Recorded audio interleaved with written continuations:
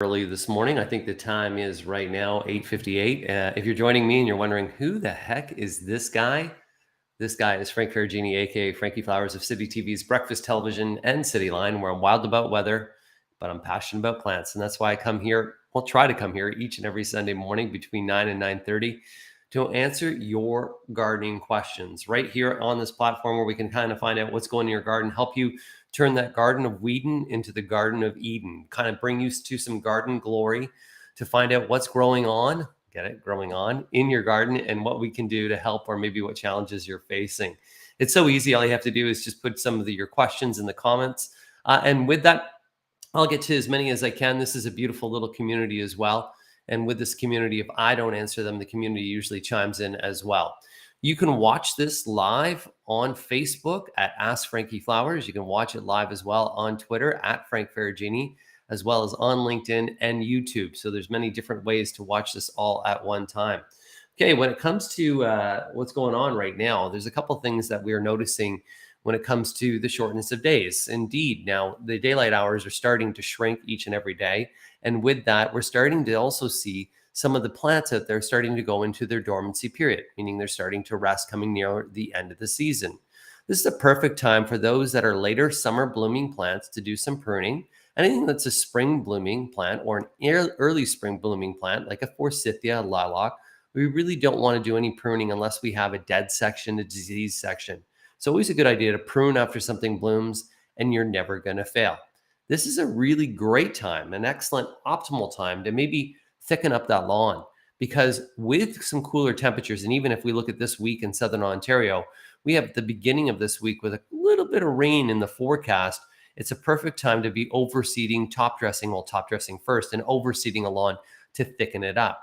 During this period of cosmetic pesticide bans, meaning where we don't really have a whole bunch of things that we can apply to our lawn for weed control, or even to take care of some of those dead patches maybe caused by grubs or cinch bugs, it's one of the key ways to have a healthy, happy lawn is to thicken it up and make the lawn the bully on there. So overseeding, top dressing right now, a perfect time to be doing that. You can start to lower the lawnmower blades a little bit as well, because we are getting a little bit cooler. You're going to see your lawn growing at a greater frequency.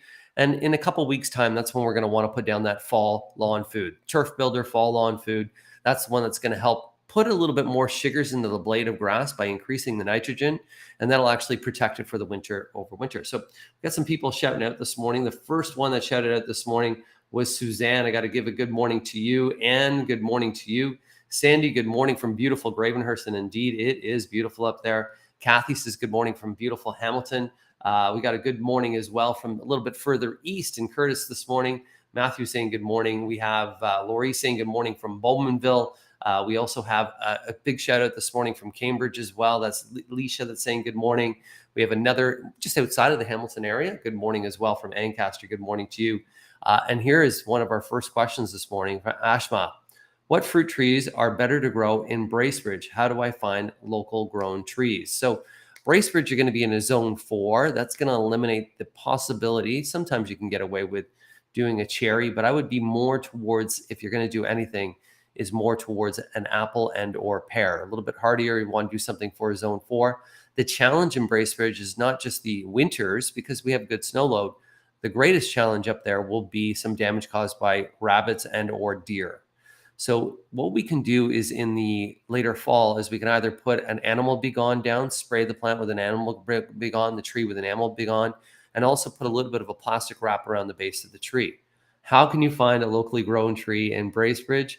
Most fruit tree stock, meaning most fruit trees, will be grown in the Niagara region in Ontario. That's about the most locally grown fruit tree that you'll be able to get.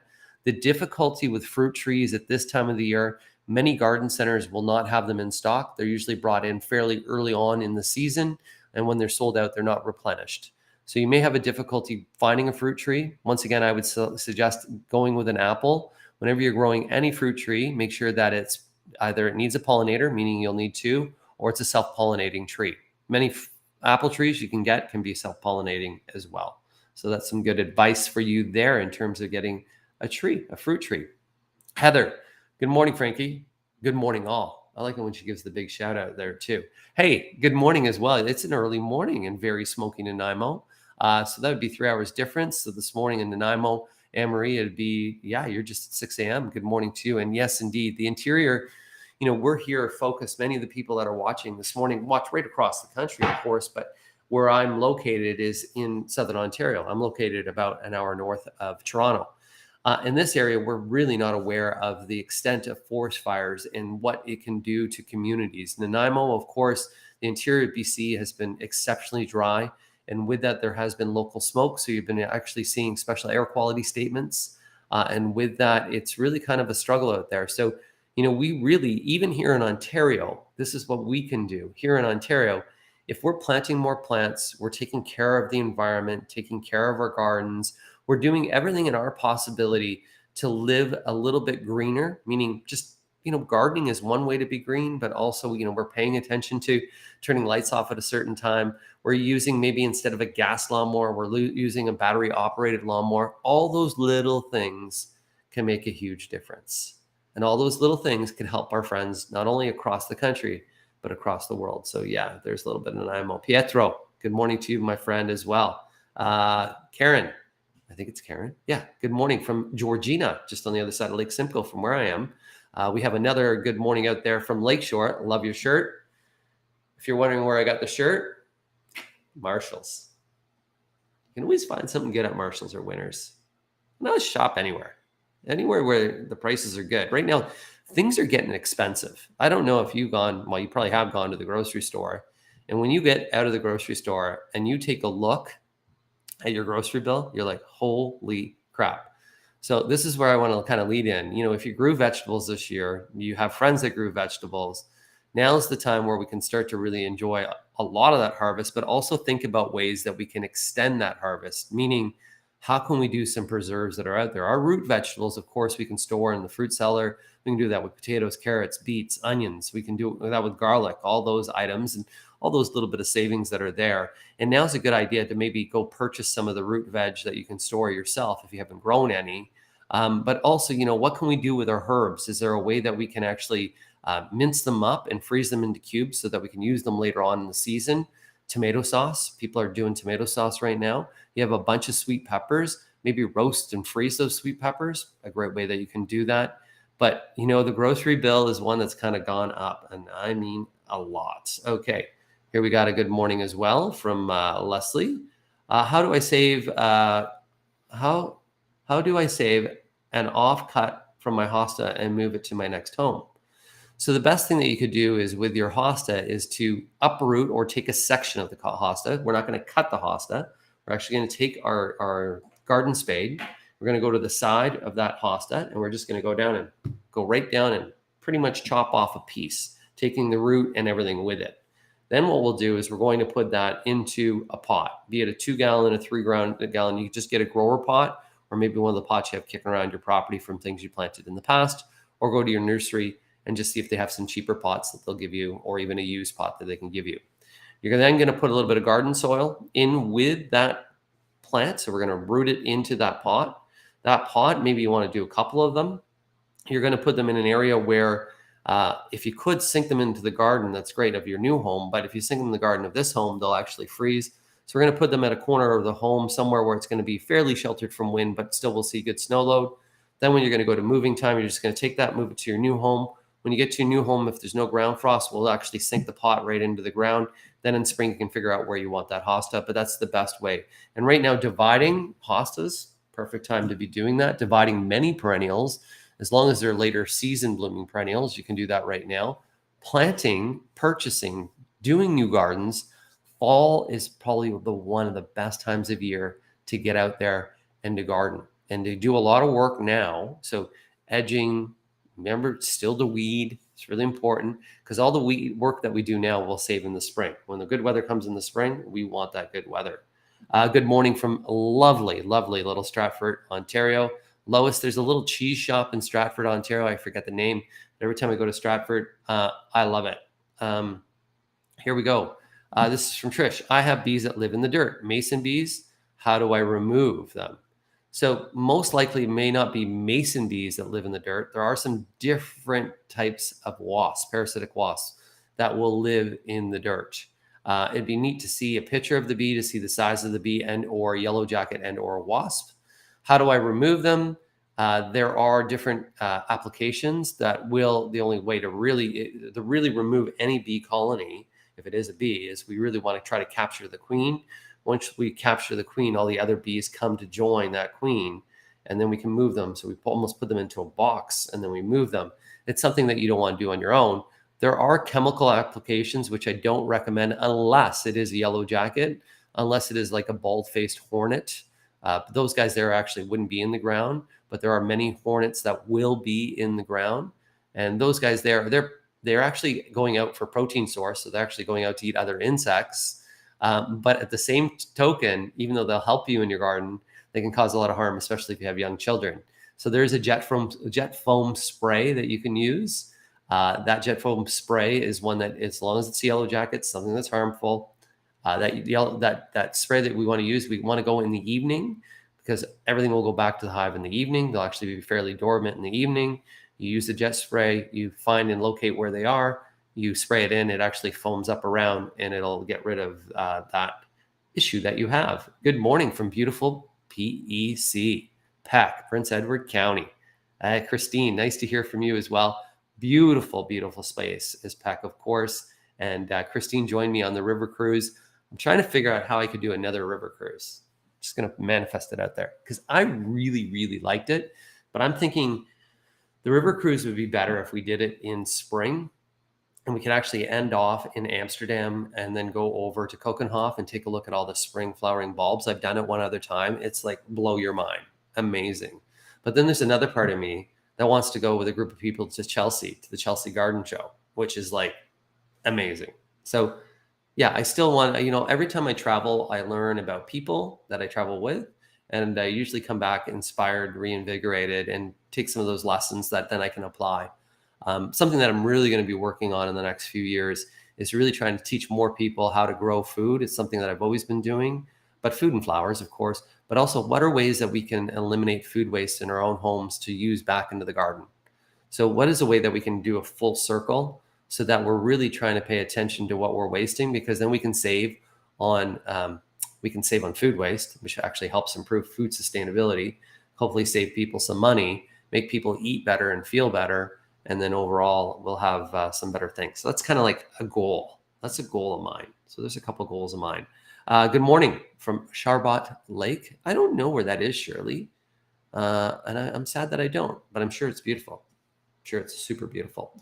My friends up in Aurelia, the Crank and Sprocket Bicycle Company, good morning. They follow all the time. They actually sent me, their son sent me one of the loveliest little cards. And actually, their son, I'm going to show you guys, sent me and made me this. Isn't that cute? It's so cute. So thanks. Thanks, guys. Thanks. Thank you very much. Okay. Good morning from Bradford. That's exactly where I am. Okay, let's talk about some stuff too as well. I want to give another reminder. If you didn't see me last week I talked a little bit about what may be happening to some of your basil plants at this time. If your basil plants are starting to look a little bit rotted, or perhaps they're starting to drop foliage, it could be either a late blight or a downy mildew that's happening. What I would say is the top green leaves, the freshest green leaves on that basil plant, I would go ahead and harvest them, maybe make a pesto out of them, maybe even mince them up and put them into cubes, because eventually that whole plant will die and it's not going to come back or do any better. You can see the same thing with some of the tomato plants. You can get late blight on tomato plants as well. Another reminder with blossom end rot, with the black on the bottom of that tomato. If you have tomatoes with that blacking on the bottom, it'll eventually kind of cause harm to the entire tomato. You're better off to remove those and throw those away. Sometimes some of the later tomatoes that you had set on that plant will develop without blossom end rot because there's more consistency in watering. A reminder next year, if you have blossom end rot, to use a calcium fertilizer. So a lesson learned this year for next year is to use a fertilizer that has calcium within it. I'm just going to scroll down here to see. Good morning from Maple, I think it is, the capital of the world. Okay. This is a great question. This is a great question with no easy answer. How do I get rid of clover overtaking the grass, says Donna? Clover, of course, the neat thing about clover is that we'll put nitrogen back into the soil. Clover itself is something that will grow fairly well in poorer soils and even in areas that are fairly heavily shaded. Clover right now, because of the cosmetic pesticide ban, there's very little to none broadleaf weed killers that will take care of it. Weed Be Gone, which is it is a chelated iron. You can spray that on the clover and you'll see that it'll knock the clover back, and a couple applications can do a fairly good job, but it won't eliminate clover totally. So what you have to do is a combination of trying to hand remove and then thickening up your lawn by cutting your lawn a little bit taller, thickening up the lawn, removing some of those larger patches. Eventually you can take care of that clover that you'll have in your lawn. The other consideration is to do a mixed lawn, where you're doing a mixed lawn with clover and some of the grass. And a lot of the times in areas under trees where people are having difficulties growing lawns, they'll do a mixed lawn with white clover and grass seed. So those are some of the options. If you were in another area watching us in some places like the United States, the products that they would be using is something called the 2,4-D, which is a chemical application. That 2,4-D or that application is something that Health Canada has deemed not healthy for Canadians, and that's why it's not here. So everything that you're seeing in your garden centers for retail sale or application that you're seeing by approved sellers. So sometimes you can go online, you'll find some things, but they may not be Health Canada approved. And the reason why we're trying to get things that are Health Canada approved is we not only want to make the environment better, which I was just talking about, we want our communities better, and we want you to be healthy as well. So those are some of the reasons that are out there. Here we go. What is a good time to move a rose bush? I would say now is an amazing time to move. Like even today would be a perfect day. If I looked at the forecast, it depends on where you're watching us, but let's just say, and taking it, for instance, my home, I looked at the forecast. So today we're going to have an average temperature about the mid 20s. If I look at the rest of the week, it's low 20s with overnight lows of 10 degrees. And over the next, later this afternoon, this evening, and over the next 3 to 4 days, there's a forecast or chance of seeing some showers with overcast skies. So we got cooler temperatures, greater frequency of moisture. I'll water in those times where I don't have Mother Nature watering for me. I'll use a quick start fertilizer and boom, a perfect time to move that rose bush to a new location. And then for it to set its roots in, not go through a whole lot of transplant shock, still have warm soil temperatures, but that cooler night lets it rest. Those frequency of rain gives it the moisture that it needs. It is perfect, perfect overall. The key when moving any plant, be it a rose bush or anything, is when we're moving them, we don't want to disturb the roots. So a lot of the times you go to move and you'll see all the soil that falls off. One of the easiest things you can do is to dig around and almost dig a trench around, and then you'll dig down under, and then you can actually put a bed sheet or even just a tarp, and then you can actually pull it up down, and then you can actually lift it and almost tie it. You can even do this with burlap. And then when you move it to the new hole, you just put it down, you undo the burlap, you pull it out, or you just you can even leave the burlap in the hole. Often I like to pull it out, and there you go. You can move things very easily. Good question, by the way. Here's another question that we have. Want to bring my hibiscus over the winter in. How do I make sure I'm not bringing in insects? Last year it had spider mites, I think. Almost didn't make it. So before we're bringing anything in, so we can be bringing our hibiscus, we can be bringing bougainvillea in, we can bring oleanders in, even if you had some areca palms that are outside. I'll probably most likely overwinter my rosemary again. I overwintered it last year. So my rosemary plant that I have right now outside is 2 years old. I'm just going to do it for fun. But before you bring them in, you do want to use an insecticidal soap. I use Bug Be Gone, but there's many ones that are out there. Bug Be Gone is my go-to. When I'm spraying, I want to make sure that I'm spraying it both top side and underside of the leaves. I'm going to do that one application about a week before I bring it in. So this would be a good day to do it or a good week to do it. And then I'll do another application about a day before I bring it in. And then I'll be bringing it in. And then indoors, I'll just monitor for insects. If there's any insects that happen inside during the winter season, forgive me, I will do another application. Insecticidal soap is Health Canada approved. Bug Be Gone is Health Canada approved. And it's not harmful to spray indoors and or out. So it's a good product.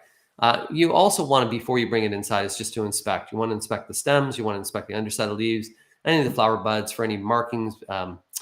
Sometimes if you have scale, you'll actually see bumps. Scale is really hard to control. Sometimes you have to use an alcohol swab for that. That's a whole other talk. But you want to inspect for bugs. Even if you don't see bugs, still spray to treat for them. and I would do 2 applications before bringing it indoors. A reminder, when you bring that hibiscus inside, that hibiscus is going to adjust to light levels inside your home.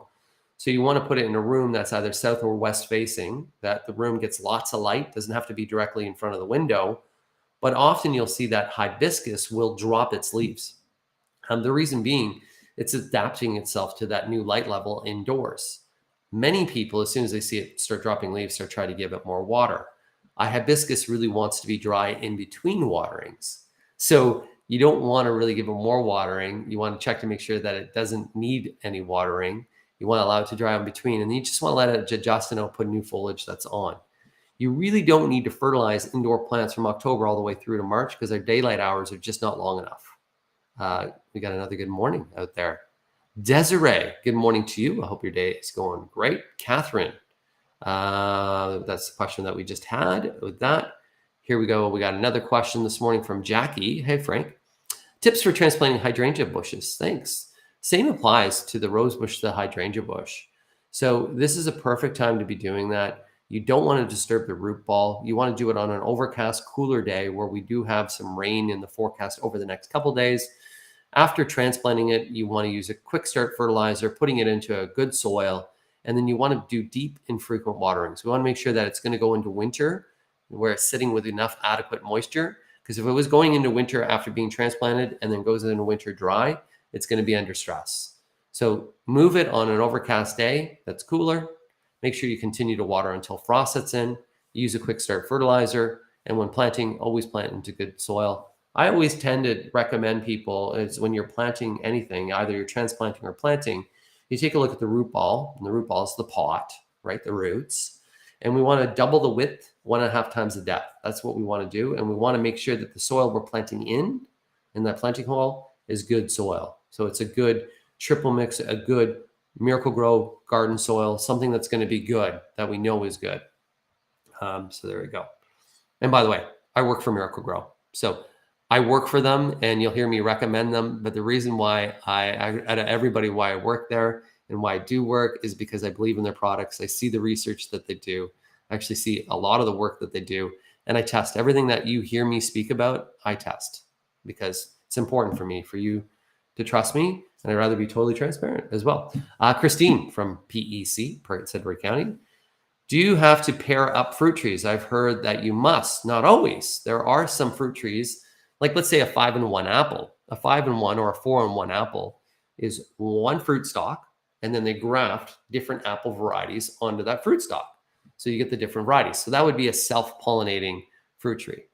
Many fruit trees do need a pollinator, and it'll say that right on the tag. But some fruit trees are also self-pollinating, meaning that they'll take care of themselves. If, say, in Prince Edward County, for instance, Christine, you're planting an apple and your neighbor is a fairly close proximity and has an apple, depending upon the varieties, sometimes you don't need two because that apple tree will pollinate my apple tree. How does that happen? Bees happen. So sometimes you'll have one fruit tree and you'll be like, well, it said I need a pollinator, but I'm still getting lots of fruit because one of your neighbors has another fruit tree that has fun with it. It's basically sex at the end, right? That's it. You need the female bits and the male bits to come together to create beautiful fruit. That's how it all goes down. That was my sex talk with the kids. No, I'm joking. Tracy Armstrong, good morning from Fort Francis. Good morning to you, Fort Francis. A beautiful place. I've never been, but seen some pictures out there. We got another reply, and this is what I love, guys. So the whole idea of this, and Susan also joined me on the cruise as well, and Susan's a wealth of information. The whole idea of my Q&A is that the community can come together and share advice, share successes, and answer some of the questions. And you can see Susan here is replying. I moved a year ago and brought many of my plants, dig out piece and pot and good potting soil. If you can't get into the ground right away, sink the pot in the ground and plant in the spring, right? Same recommendations that I said as well. The only thing about sinking that pot is depending upon the new homeowner, if you sink the pot in the soil, they can freeze. And let's say that you're going to be moving in early March and the ground frost is still not out yet, it may be hard for you to get that pot out of the ground because it'll be frozen into the ground. I know because this happened to me before. Depending upon the new homeowner, sometimes they're okay and they'll be like, hey, once the ground frost gets out, I'll get that. But that's a judgment on you. So sometimes you're better off to take those pots. If you have a friend that has a fairly large property, you're just like, hey, can I sink some pots in the one corner of your property? You can do that. The reason why sinking the pot is better than having the pot out of the ground is by having that pot into the soil. That soil is like insulation, right? So that actually keeps that root safer. When it's out of the soil, it freezes solid, freezes harder, freezes thicker, and can kill. So there you go. Thanks, Susan, by the way. I hope you're doing well.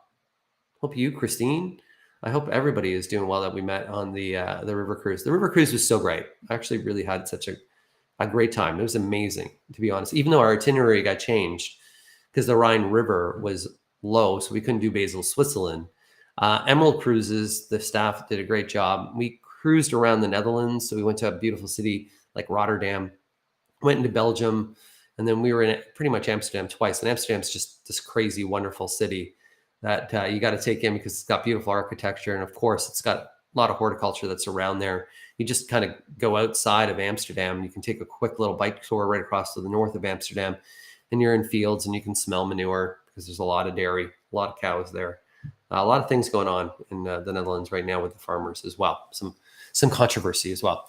Maggie, my amaryllis is all leaves now. So what do I do to get it to flower by Christmas? So the amaryllis should come up as a stem.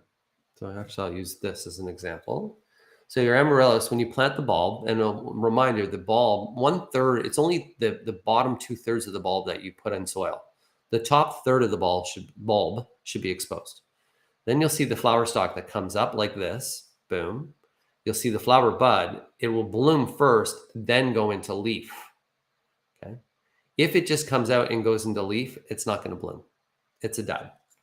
So if you want to bloom by Christmas, then I would recommend you getting another one because you can keep that bulb to see if you can get it to go next year. But the leaves, you want the leaves to stay on after the flower's finished, is because those leaves put energy back into the bulb. And really, once the leaves yellow, there's enough energy to the bulb for it to bloom next year.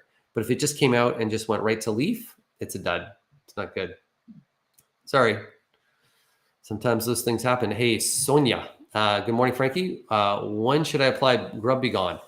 So we could have applied Grub Be Gone already by this time, but now that it is still warm, soil temperatures are still warm, grubs will be up close to the surface. So Grub Be Gone is something that can be applied now as well in the month of September.